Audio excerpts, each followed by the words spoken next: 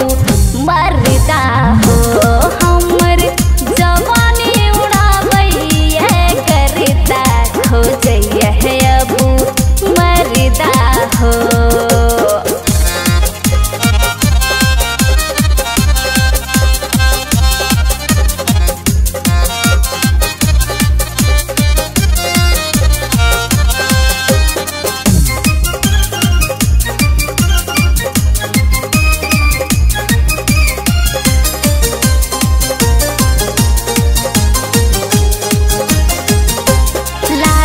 बात ककरा कही पिघले हमर जवानी रात के सब दिन भेजे चोली छूटे देह से पानी।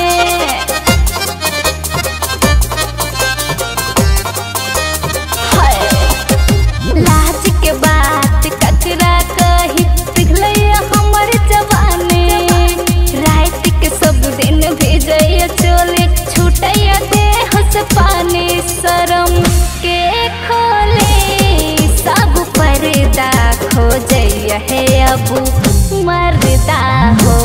शरम के खोले सब पर्दा खो जइया है अबू मरदा हो।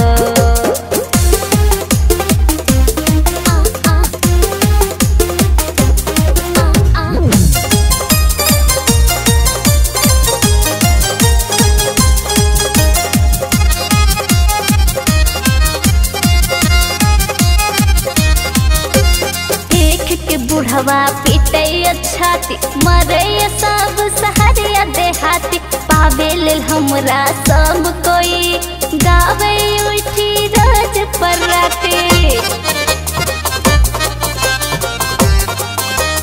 ओए होए देख के बुढ़वा पीटे छाती मरे सब सहरिया देहाती पावे ले हमरा सब कोई उठी गावे रोज पर राती। जवानी के चाहे हमरा जरदा खो जइया है अबू मरदा हो। हमरा जवानी के चाहे अब जरदा खो जइया मरदा।